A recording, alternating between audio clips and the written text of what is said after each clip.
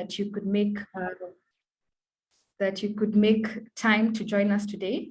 As you heard, the meeting is being recorded, and we'll share this recording after this session. My name is Liane Kiriro, and I am Marketing and Communications Lead for Investia Africa.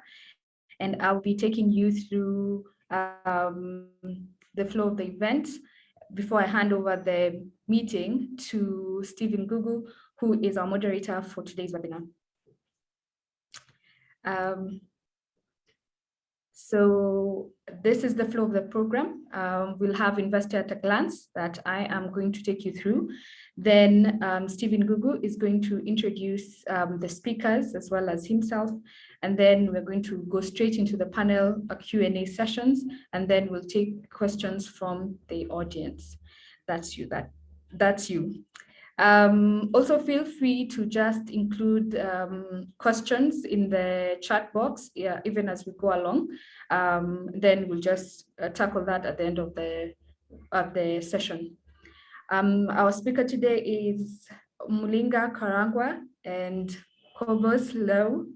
I hope I did not butcher everybody's name. And then Stephen Gugu, of course, who's our principal and also the director of Victoria Ventures. Yeah, so we'll start right after this, my take. Then just a bit about who we are and what we do. So Investia is a boutique financial service firm, and some of our services include project and corporate finance advisory. Then we have capital raising, mergers and acquisitions, support. Then we have public sector modeling, and then we have financial modeling. We model for you your models. So you bring to us a model that you want us to build, we do that.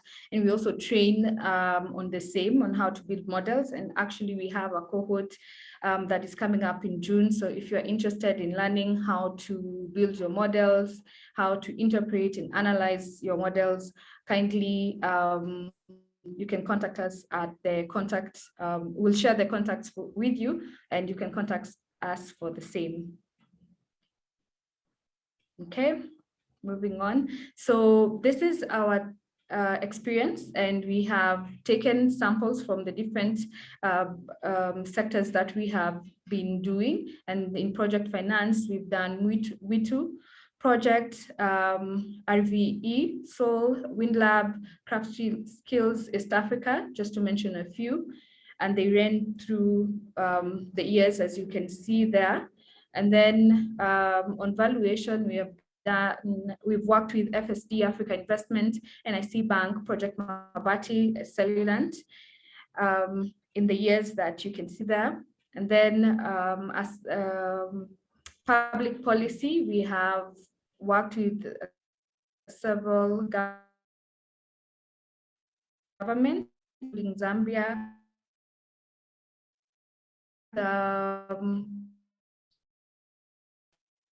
policy objectives, and as you can see, some of those projects. Liane, we've lost you there. And then we also have training and due diligence. In due diligence, we have Africa, Victoria Business Angels Network. In fundraising, we have Safi Power, Craft Skills. In training, we have worked with Acorn, we've worked with Oiko Credit, we've worked with Yapka, just to mention a few, and mergers and acquisitions, we've worked and that's. Thank you so much for coming again, joining us, and we'll move on to the next session of this session, which is the one that you actually came for. I'm sure you didn't come to hear me babbling on and on. So I'll invite Stephen Gugu to then take us to the next session. Stephen? Thank you very much, Leanne, for that quick introduction about Investia and what we do. Let me just jump straight to the session today, because I think that's an exciting session. And we've been doing webinars as part of a series. As you saw at the introduction point, this is the 8th webinar we are having, which is part of a series. And this is really why we do this series. One is to inform and educate. So we pick topics that some of our clients have reached out to us, have asked us, what do you think about this topic? Or we found that they have challenges with, and you will see that there's quite a bit of content you get out of this. We also look to network. Pre-COVID, we used to do these activities as networking events. Unfortunately, or fortunately, things are changing, and I hope that we'll get to a point where we can be able to network much more. But feel free to introduce yourself. Feel free to reach out to anyone in the session, the speakers included, if you need any support. And then the third bit is about just support. That we'd hope that you know, from the things that you will learn or the things that we talk about, if you'd like to reach out to one of the speakers, if you'd like to reach out to us for some support, then we can be able to support on some of these challenges. So feel very welcome. And if you'd like to sort of like revisit or visit some of the other sessions that we've had prior episodes. These are just some of them that we've had. We've had one on Excel shortcuts, how to weather the economic challenges of COVID-19, dashboard strategy in turbulent times, and so forth. We have a YouTube channel, and Leanne, you can just maybe type this in the chat. And so anyone who's interested can visit that, and they can look at any of the previous sessions that we've had. So that's more about that. So I want to invite my speakers to probably put on their videos. And I'm really happy today that I've been joined by two really fascinating speakers, Umulinga on one side and Cobus on the other side. They have very interesting perspectives on the debt side, or different perspectives. One, Umulinga comes from I would say probably the alternative debt side of things. And so I'm really curious to hear her views on some of the questions that you shared. Of course, as indicated by Leanne, feel free to also share your questions as we move along. Cobus has been on the banking side, has lots of experience.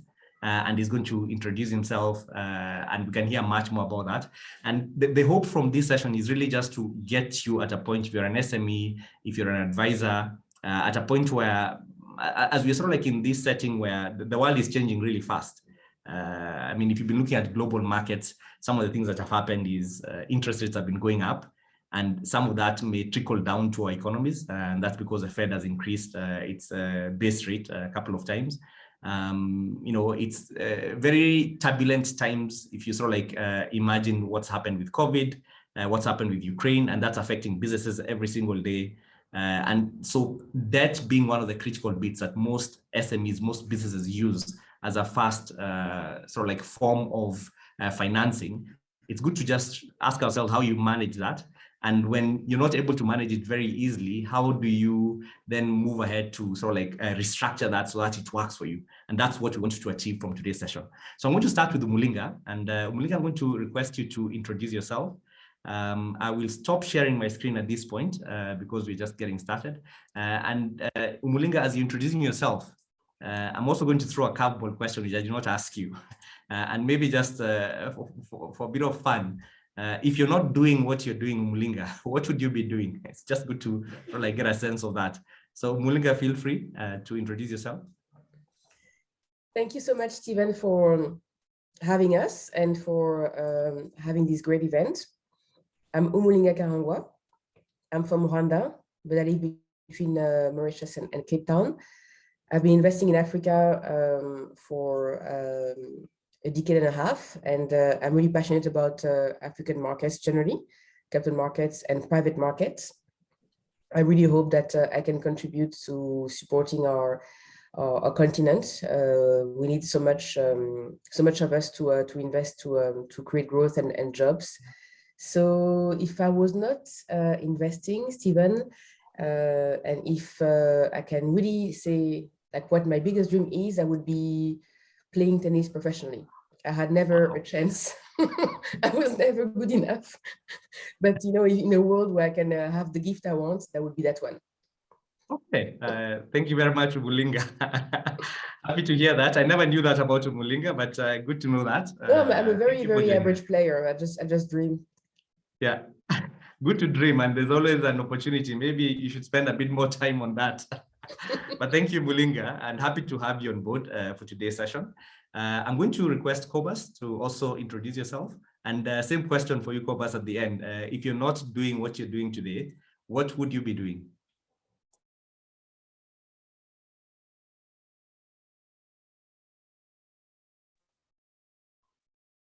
Cobus?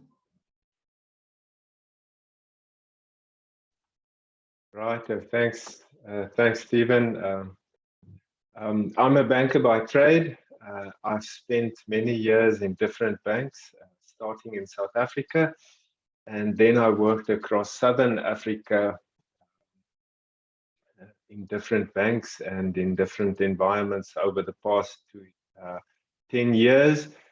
And I then subsequently started our own consultancy business.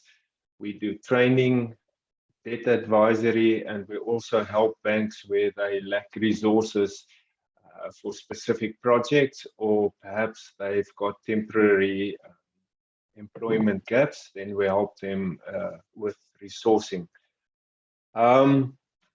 I've been fortunate to deal with many aspects of banking. So I've been on the sales side, the likes of the SMEs or financial institutions were my customers and I sold to them. I also worked a little bit in the back office, so I understand a little bit about how products actually come to the market.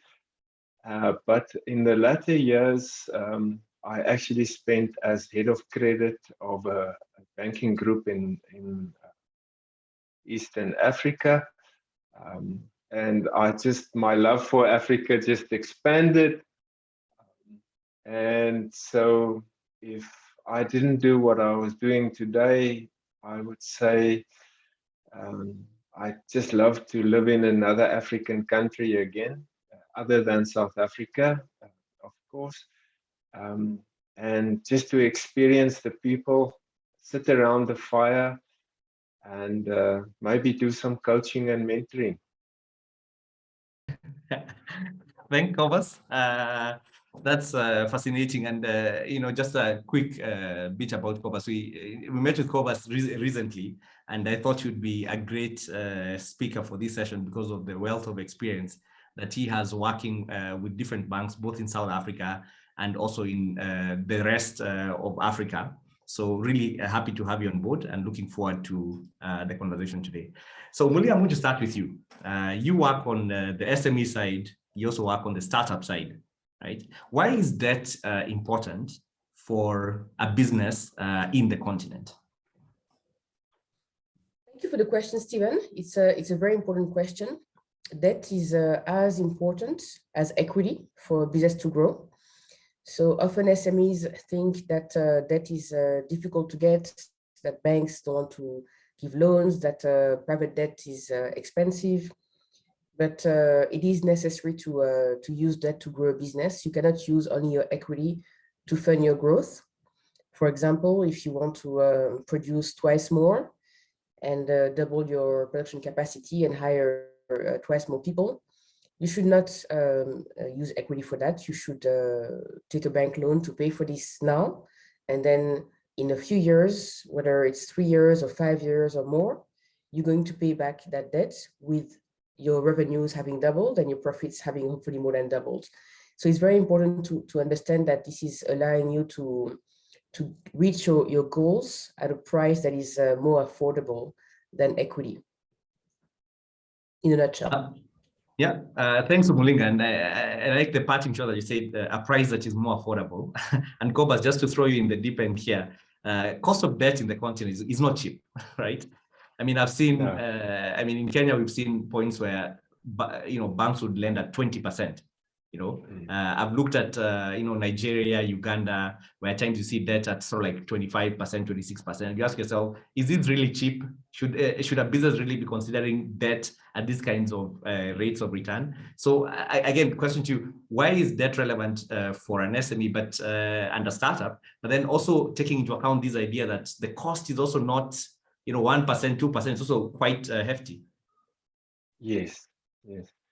Yeah.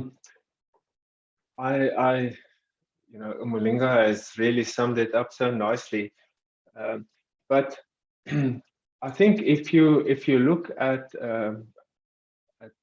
commercial lending, but debt as a rule, you would say that debt makes you have that capacity to have a plan B if something goes wrong.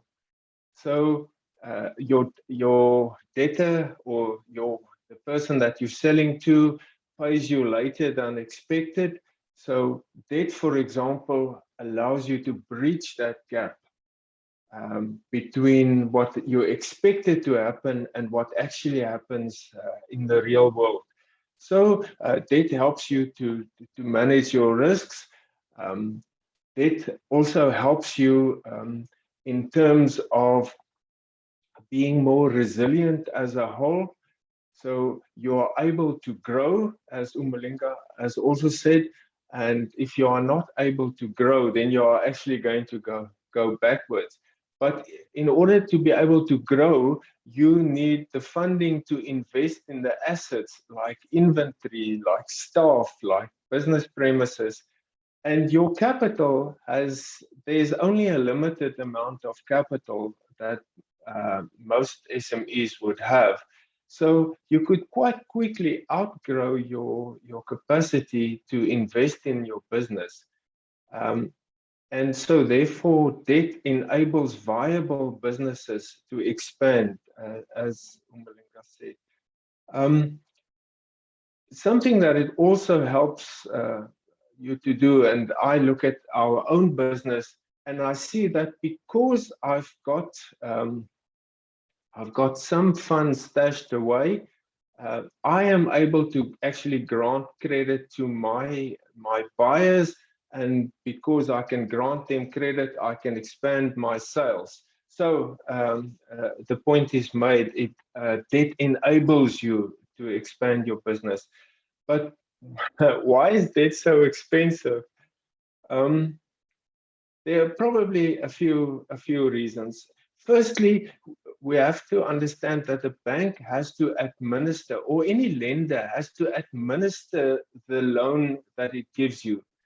And that process starts from the salesperson that comes to sell to you or via the internet, and then the actual process of making a decision, then to implement that loan decision, to disperse to you, and then to follow up until you've eventually repaid. And that process can be very expensive, and especially in the SME market, which is more dispersed. So the lender has to have a lot of infrastructure to support its client base, and that's very expensive. And that's also why we see more and more lenders trying to digitize or systemize, so to speak, as much as possible of the lending process to bring the cost down. Then another aspect that we need to consider is that lending entails risk. So the bank has to assess what the chances are of you repaying, and the more risk there is attached to you not paying, the more the bank has to build in some buffer, and it's often in the form of the price. So the bank says there's a high risk of debtors like yourself defaulting, so therefore I have to put some money aside to cater for these potential defaults on non-payments.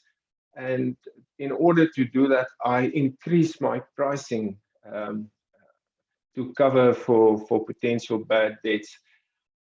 Yeah, And unfortunately, that does mean that that the price of debt goes quite high, because you've all seen the statistics where it said that, let's say, for example, 50 to 80% of all new businesses fail.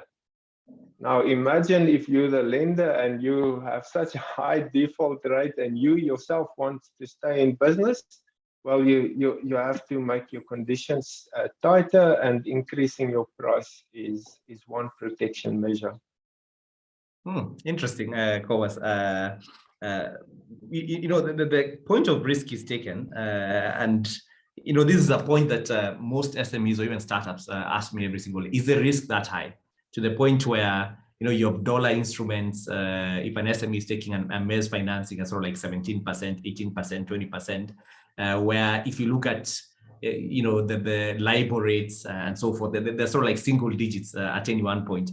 And I know Mulinga, you do a lot of sort of like alternative kind of financing, where, you know, trade financing and so forth. To the point of this point of risk, is the risk that high? Is there no room for, you know, customizing debt based on a client's risk in this case? So yes, you can structure that to make it less dependent on a collateral or on the willingness of the client to repay, which can reduce the level of risk. And for example, if you are an SME and you are a supplier to a big blue chip corporate like Safaricom or Kenya Breweries, and they pay you in 30 days or 60 days, so you need the cash to pay for your employees' salaries and for the raw materials now, but you will only get the revenues in maybe 60 days. This is something that could be used as a collateral. It's highly likely that you are going to be paid. And that reduces the risk because it's a quite liquid collateral compared to your land or your building. And this kind of structured debt can be very appropriate for an SME that has very, very good quality clients. You can also structure debt based on invoices that are approved, but not yet paid. And maybe because the invoice is approved, you don't need the client to be blue chip. You can use many things. You can use inventory that has value, like grain or copper, for those that are supplying to, let's say, KPLC and others. So these are things that can help. But they will still risk. And the thing is that there can be delays in payments for different reasons out of the control of the borrower, that can't be fixed by the lender. That's why even though it seems safer, the cost is still quite substantive. So, but it's better to get debt at 20% than to finance with equity at the end of the day. So especially if it's short-term debt. Mulinga, maybe just to, that's a good point. And, you know, at times when you try to explain that to an entrepreneur, at times they're just like, that does not make sense. Because if I finance using equity, I don't have anyone calling me at the end of the month, you know, have you sort of like, you know, serviced your loan and all that. And everyone is scared at times of this idea that my business gets taken over. We've seen a couple of businesses that have gone down. I mean, right from the likes of, you know, Nakumat, in this case, Uchumi. I mean, there's many reasons, but that was one big key reason. So do you mind just double clicking on that point? It's better to finance using debt at 20% than using equity. Sure. I'm very happy to elaborate on that because it might sound counterintuitive because 20% is so high. The question that the entrepreneur has to ask themselves is, I've put 200 million in my business and it's giving me around $30 million of profit every year. It takes a bit more than 3 years to pay back any investment I make in the business. So if I'm going to try to grow my business, what do? Do I use my retained profit, the 30 million, I put them back in the business and I get another 30% on that? Or should I maybe borrow $50 million of debt, which is $50 million of shillings of debt? It's much more. It allows me to grow faster. And then at that debt, I will repay 20%. And I don't repay 20% today, I repay it maybe over 3 years or over 5 years or else. And this allows you to get your business funding for $150 million without putting in more from your pockets. You might have used your $30 million of profit as dividend for other things. Maybe you want to de-risk your wealth and invest in other things. Maybe you want to save for something else later. So this debt financing is usually cheaper than equity, because when you are an SME entrepreneur, your business is giving you this 30% plus rate of return annually. Usually you can find that cheaper than your cost of equity. Interesting. Thanks for that. And I hope that makes sense. If it did not make sense, feel free to just type in the chat there. And Cobus, I'm going to bring you in here. And you have a lot of experience from the credit side, from a bank's perspective. And I'm trying to get to this topic of today, which is managing, your debt. What are the sort of like quick tips that you may have in terms of, you're there, there's someone who's come to sell you debt. You're trying to get a better deal, for argument's sake, or you're running your debt, you're trying to get a much better deal out of, or to manage it better, to make it cheaper for you, to make it last longer for you. What are some quick tips that maybe you can just put on the table for someone who's thinking about that? Yeah. Okay. When I'm in the practice and I'm about to decide whether I should lend to somebody or not, I just ask a few questions, and it's what does the borrower want? Why does the borrower want it? When will the borrower repay, and what with? And what if that first repayment plan doesn't work out? So, and that presupposes that the lender understands the borrower and understands the borrower's need. But so if you are the borrower, you should really go through the same process. Do I understand what it is that I want? How much of it do I need? For how long do I need it? What are the terms and conditions that I could live with, that I could comply with in terms of taking this facility? And that could be the repayment plan, it could be the tenure, the duration, it could be the price, it could be the collateral, it could be reporting requirements. Because as you go up the scale, the larger SMEs, the banks would often introduce reporting requirements on you, production of financial statements. So in other words, when I consider an offer from a lender, my first suggestion would be to understand what your current position is. And then the second thing that I would ask is, what is the reputation of this particular provider of product? When you're going to buy a car, you are not just going to go into the first dealership and take the first car. No, you are actually going to look at the market. You are going to look at a service provider that has a good service history, that can provide the type of vehicle that you need and want, and that with whom you could actually build a relationship with, whether it's the service department or the sales department. So I would really make sure that the lender that I choose is the right lender for me.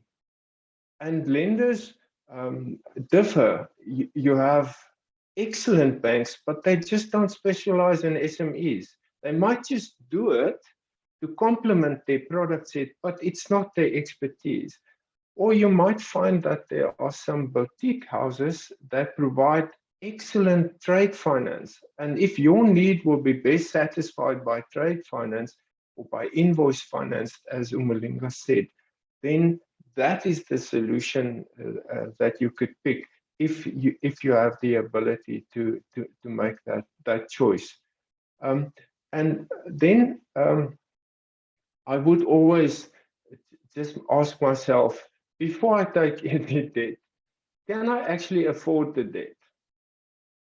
You know, do I understand my financials well enough that I can actually afford the debt, firstly, and then secondly, can I take this debt? And like Umalinga said, and she said it so well, can I take this debt and make something better of it? So I take debt of $1,000, but I create wealth of $2,000. Those are the things that would go through my mind. Otherwise, even though you get the debt, it might not result in a sustainable business case for you. Thanks, Cobus. And I think there's one point that I really like, this idea of shopping, right? Because I think many SMEs get, I guess even it starts from the personal perspective. If you, today I want to get a loan and I've been banking with Stanbic for the last 10 years, I almost feel beholden to Stanbic is the only provider that can give me that. And I almost feel like I'm cheating on Stanbic. And, you know, if I go to other banks, like I'm cheating. And so I don't look for any other options. I just stick with the institution. I like that idea of just doing your research and sort of like talking to different other institutions to find out what they would do, right? And of course, Umulinga, just bring you in on this. I guess one fear that someone has when they're sort of like talking to other parties is this idea that lenders will always tell you what's the history you've had with us. You need to move all your accounts with us. You need to do certain things. Should an SME be worried about that? Should a startup be worried about that if they're taking debt from someone? So I think it's very important to negotiate. The same way that if you're going to rent your office, you won't take the price that is shown by the agent, and you might feel confident enough that you're going to be renting for 3 years, so you want to have a better deal of some sort. So bankers are in a business of lending money, and so they want to lend money. If you're a desirable client to them, there might be some leeway for negotiations. So you should definitely ask for advice. I think it's really good to be accompanied by an advisor, especially if it's the first time that you are doing a debt deal. This is not like just opening an account. There will be a lot of terms and conditions that you're not familiar with. And also there's a lot of savings to be made if you know exactly what you should be paying for or not. So for sure, there's room for negotiations. As Cobus said, you should be shopping around. Your historical banker might want to match someone else's offer. So if you have been banking with a DTB for 10 years and now you want a large loan, and they say it's going to be 15%, and then you have a 13% offer from another bank, you can tell them I got 13%. You don't have to show them the term sheet. It might not be very honest, but you can tell them I have a better offer. And they might want to keep you and match that offer. Why do they want to keep you? Because your trading accounts, your transactional accounts, your salaries being paid are a lot of money to the banks. They are charging you for every money they process for you, even though it costs them nothing. So it is worth keeping you as a client, because they know that if you go to another bank, that other bank will maybe try to impose that all the accounts must move, and you will say no, because it's all negotiable. But of course, you'll be tempted. If you receive good service somewhere, you are going to start comparing, and maybe that you now have a transactional account with 50 bob per transaction, and then the other guys are giving you 25 bobs or 0, you will move. So it is a business like any other.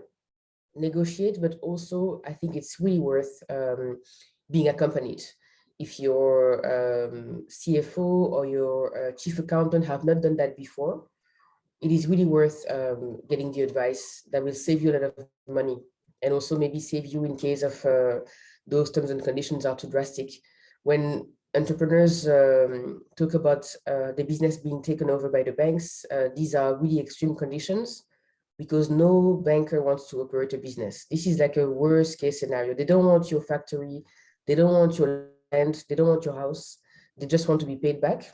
So in these T&Cs, there's also a lot of things that can become risks if things go bad, if COVID happens, if there's a big change in the market, if you lose key staff.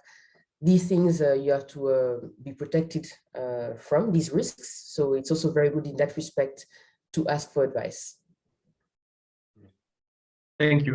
Some good points there, and I like that you've already even moved us to this point of the TNCs, the fees that could be there, and maybe Cobus, just to bring you here. Most people are sort of like sold on the interest rate. It's 15%, it's 12%, it's whatever percentage it is. But of course, that's not the full cost of the loan, right?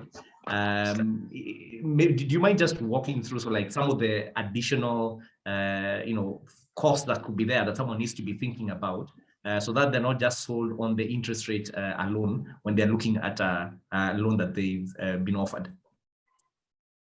Yeah, sure. Definitely. So there is, of course, when a banker grants you a loan, there would be ongoing conditions that you have to comply with after the dispersal, but there would also be conditions that you have to comply with before they would even disperse to you. And for example, security would be an example of something that you have to do. Maybe the production of financial statements, maybe a business plan. There may be a number of actions that you have to attend to. So the administrative cost of raising debt for you can be considerable if you consider the cost of registering a mortgage, for example. So then there's also the cost of efficiencies. So if you've got the wrong debt, it's then almost better for you to have no debt at all. Because if you have the wrong debt, whether it's the wrong repayment plan or if it's the wrong amount, if it's structured incorrectly, it can be very costly to your business, because you would, as Umulinga said, then the banker starts to run your business almost, and then the cost for you and an opportunity cost for you.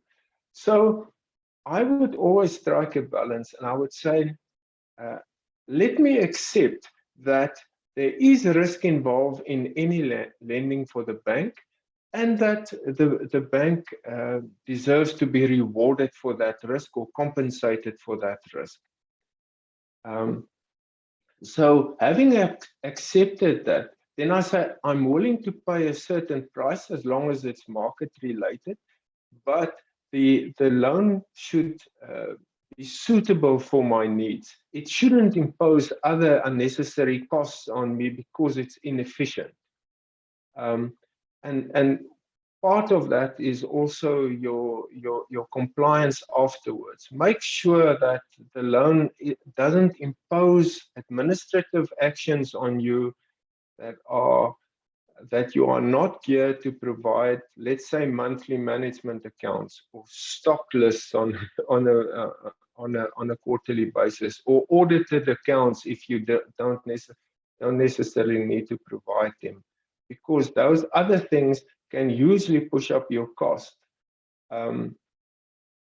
So therefore, maybe give a little bit on the price, but make sure that the loan is efficient. That's a very good point, Cobus. And I like that idea that the loan has to be right for you, or the debt has to be right for you, and it doesn't, cause inefficiencies in your business. And maybe then, Umulinga, coming to you, how do you establish what's the right product for you? And maybe as you're talking about that, if you're able to speak about the different kinds of products, I think you mentioned some at the beginning that could be available, because I think a number of entrepreneurs, when they think about loans, they imagine the typical term loan, right? Where you just, take a loan, you pay it over the next 3-5 years, whatever that might be, there's interest, there's principal, and so forth. So what's the right loan for an entrepreneur? How do they go around figuring that out? And what kind of facilities are there? So it's a very good question, Stephen, and that's something that entrepreneurs must really think about before they decide on lending products.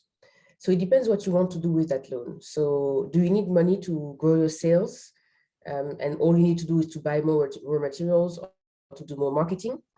Or do you need money to double the size of a factory and it will take you 2 years to get there, and then 3 years to get to full capacity, for example? So in the case where you need to grow your sales, by doing more marketing and buying more raw materials, it's quite short term, and you grow your sales by the end of the semester, for example, you can use short-term debt. If you're going to use the debt to build more fixed assets, and it's going to take time to be building those assets and then taking them to full capacity, then you should get longer-term debt, so you have time to build the fixed assets, get them to production, and also produce the amount of revenues or profits that will be enough to repay the loan. So it starts from financial modeling, really, and asking yourself, what am I going to do with this debt, and what do I need to grow my business? And when you do your financial modeling, you can look at your how much you can afford in terms of repayments, how long you need, how much time you need to repay the whole loan, and that will give you an idea of the tenor of the loan you can get. So these are really important considerations. Start from financial modeling and being informed. So there again, ask questions to advisors, to your auditors, to accountants, to better understand the type of product you need, because you can have that from 30 days to 15 years. It really depends what you're planning to do with it. Yeah, thanks, Omullinga. I think that's such an interesting point. I think, I'm also speaking as a business owner, as an individual. I'm getting the sense that part of the challenge with debt is the fact that we all, deal with debt on our personal capacity, and we imagine that personal debt is almost similar to business debt, and you can just sort of like the experience you've garnered in negotiating for your mortgage is as useful as the experience you're going to garner in terms of negotiating for your factory, for your trade finance, whatever that might be. But it seems that there's quite a bit of advice that's required to be able to get you to that point. Cobus, feel free to add anything to this topic of sort of like how you figure out the right kind of debt and the different products out there. Do you want to add something there? Yeah, I think we shouldn't discount that your lenders may not necessarily know your business as well as you do, and if they did, it would be a miracle. But purely because they can't know everybody's business that well. But collectively, they've built up a lot of experience, and so establishing a good relationship with your banker, being transparent with your banker, but also being willing to learn from your lender. Let's not call it just a bank, but your lender. Learn from them. And sometimes they are going to say to you, you shouldn't. And of those times, sometimes they're wrong, but they may also be right. And I think that willingness to accept feedback, because at that point in time, the business is emotionally engaged, you're ready, you just want to run, you just want the money, and you might have some gaps in your appreciation of the risks in front of you. So as Omullinga said, always make sure that you've got an advisor if you don't have the internal capacity, and listen to your lenders. At least listen to them and consider their advice on merit. Thanks for that. And Kopa, just sticking with you, and things don't always work how we model them, right? Omullinga brought in the idea of financial models, where you're very clear, this is how the growth profile is going to look like. It's pre-COVID. This is, December 2019. You've installed a new factory, you've gotten the loan and so forth. And then boom, 2020 happens. We're in the middle of a crisis and so forth. And you're wondering, you've taken the debt, things are not reflecting as you expected them on the revenue side. And so you're starting to get worried. So let's speak about, how do you go about renegotiating your debt? Just that conversation. Where does it start for you to then get to the point where then with the lender that you've had that conversation and things have worked? How do you do that? Okay. It actually starts when you initially raised the debt, whether that was a year ago or just a month ago, but if you go through a solid process, you establish the right debt for you, you understand the terms and conditions that you apply with, that you have to comply with, and you have a good understanding of how your business would actually repay this debt. So now you've got the right debt, you've established a good relationship with your lender, and you've got that social capital with your lender that you referred to earlier. Okay, so now you've got a problem. You're starting to perceive a problem. My advice would be to you is don't fall into the trap of saying, look, I'm just going to sort this out myself. I'm going to hang on for as long as possible and see what I can do. The best way to go about a situation like that is to be transparent, to act early, and to act fast. So you perceive a problem, go see your banker, speak to your lender. They're probably facing, if it's a pandemic situation like that, they're facing that situation with other borrowers as well. So go speak to them at that point in time. Convince your banker that you might not have the ability to pay, but you've got the willingness to pay. And any lender would want to work with you, provided that they are sure that you've got the willingness to pay. Even if it ends up in liquidation, that process, the lender knows that process will be easier, shorter, and less costly if the borrower is willing and demonstrates that. And please don't start opening a bank account with another bank and directing some of your free cash. Please don't do that. It always comes out in the wash, and then you've destroyed the social capital, the goodwill with your lender. Okay, so now you've established that relationship, you've disclosed that there's a potential problem. Now the challenge for you is to provide your lender with as much as possible in terms of information. You want your lender to be fully informed so that you can make good decisions. So your lender is informed, the lender is convinced of your character in the situation, and then you can take it further depending on the circumstance. And thanks, Cobus. Really good points of advice there. And Mulinga, you sit also on the, you lend, right? And the fear that the entrepreneur has is that if I tell you how bad it is, you'll just shut me down. Yeah. How big is that risk? And, how worried should I be that by being transparent, as Cobus advised, that you don't come and shut me down the next day, or you start tightening? Because I've been in those kinds of situations where by disclosing, then the banker gets worried and they start tightening the news. And so that means you don't have as much leeway, which slows down growth, which slows down how you build the business and so forth. It's a very important question, because things are bad, and like you're not in a good place to make decisions generally, and you're really scared that you might lose your business and etc. So it would be good to I don't want to I think like sometimes you need advice, and for sure then you need advice because you're not in the right place to make a decision when you are so scared. And the issue is that if it's a COVID situation, for example, then the banker, even though they don't want to take over a business because they have a banking job to do, the situation is quite dire also for themselves. Like they have a book that is not paying, and they have to start firefighting, and they're going to support those ones that are easier to support versus the ones that are desperate cases and they have to start foreclosing. So this dynamic is very important. So in the case of COVID, you really have to also think about what's going on with the bank, and some banks really suffered and were less likely to support the borrowers.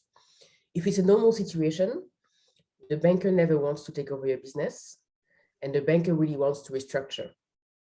And in that case, you have to be really honest about what you're able to pay, and give very, very transparent information about how bad the situation is, because we can only restructure twice, not 3 times. So you get one chance, and we give you a new payment plan. We might give you grace for like a few months to recover from, let's say, having lost a big client or something like this. Then we can do it another time because, like it didn't work out as well as we hoped. And then it's over. The central bank doesn't let you restructure 3 times for good reasons. Otherwise, you go on and restructure forever. So it's very important to realize that you will get another chance, and you get maybe a second chance, but you won't get a third one. So you have to, at that point, be very transparent and help your banker help you. And I like that piece of advice that, you have 2 chances to restructure, because I don't think that's ever put on the table, right? When you're borrowing a loan and you sign the agreement, most entrepreneurs take it as gospel truth that, hand to heart, this is what I'm going to do for the next 7 years. And whatever happens, I have to pay that amount of money. And it's good just to know that, as a something to think about at the back of your mind. Cobus, just on the same points, right? Are there any other things that you want to add? Just because this point of transparency is one that I found entrepreneurs find very scary with your banker. And I don't think banks have been viewed as the most friendly. You spoke about creating your social capital. When you think about banks, you don't think about those, a good rapport with them and all that. Are there any other points there just someone needs to be thinking about that you want to add on? Yeah, I would go back to your initial shopping experience. Try your very best to engage with a bank that understands your business, that has a lot of experience in that kind of business and or lending. And they are more likely to be accommodative in a difficult situation. They understand how it works. They understand the risks in the business. I would then also just say that I understand the fear. I've been in many situations where we've had excellent relationships with clients. Everybody was happy because we paid out, and then something goes sour. And I have seen businesses with their backs to the wall and where they're fighting for their livelihoods. And I understand that things get very emotional. There's a lot of fear in those circumstances. But if you're an entrepreneur, maybe something to consider is the long term. Even if your business should fail, it doesn't mean that you cannot get up again. And how you act now will set you up for when you come the second, even if it's the second round of restructuring, like Umulinga said, or if it's coming back from a loss of a business, the character record that you've established will just stand you in good stead. Character. Yeah, the character is such a critical thing. I feel like we're just getting started to unpack this topic, and we have to finish the topic already. And I'm not even allowed people to ask any questions, but we like keeping time for these sessions. This is a teaser. Of course, if you'd like to have a conversation with any of our speakers, you can feel free to reach out to us. So Umulinga, I want to come back to you. What's your parting shot? I mean, there's so much that you could say about the topic of debt, and I feel like we've just started and we have to finish. But what would be your parting shot on this topic? I think that for those listening in and feeling that it's overwhelming, too much information, still sounds very cryptic. It's completely okay. Just continue the conversation, read about it, talk to Steven and his team. Talk to other entrepreneurs, just educate yourself at the pace you need. But this is something that you must understand, because there's no successful business that is built only on equity. You need to understand what other financing instruments are there for you to grow your business. So it might seem overwhelming, but you can find the right type of advice, and you can also give yourself time to learn. That's it for me, Stephen. Thank you, Mulinga. And I like that point. No successful business that's built on equity only. Yeah? It's just maybe a parting shot for me. Cobus, same question to you. What's your parting shot? There's so much that we could say about this topic. What could be your parting shot? Maybe just to understand that you as an entrepreneur, you are geared to be optimistic. And you have to be. A banker or a lender is geared to be a little bit cynical. Neither party is wrong. You just have to find each other. I like this point, and I guess that's an important thing because it helps the entrepreneur understand the lender to a certain extent, because you're always like, why can't they understand what I'm saying? Why can they see the kind of growth I'm going to be seeing over the next couple of months and so forth? Thank you very much, Cobus. Thank you very much, Mulinga. I want to just request everybody, if you could just give them a hand. You can use your emoticons. We are not in an open session. If you give them a hand, I think it's been a wonderful session. I've picked out quite a bit from this. So kindly, if you could just have a clap for our speakers, just to show them some appreciation. And as you can tell, lots of appreciation there from the entire group. We really, really appreciate that you were able to join us today. As we always do after these sessions, we'll do a few takeouts that we'll summarize and share with everybody. And the recording will also be available if you want to go through it once again. But thank you very much, Cobus. Thank you, Mulinga, and thank you everybody for joining us. We have to stop now. We like keeping time. Do have a good day and the rest of the week. Thank you very much, everyone. Thank you, Stephen. Yes, thank you, Cobus. Thank you, Liane, and everyone. Yeah. Thank you. Bye. Bye-bye. Bye.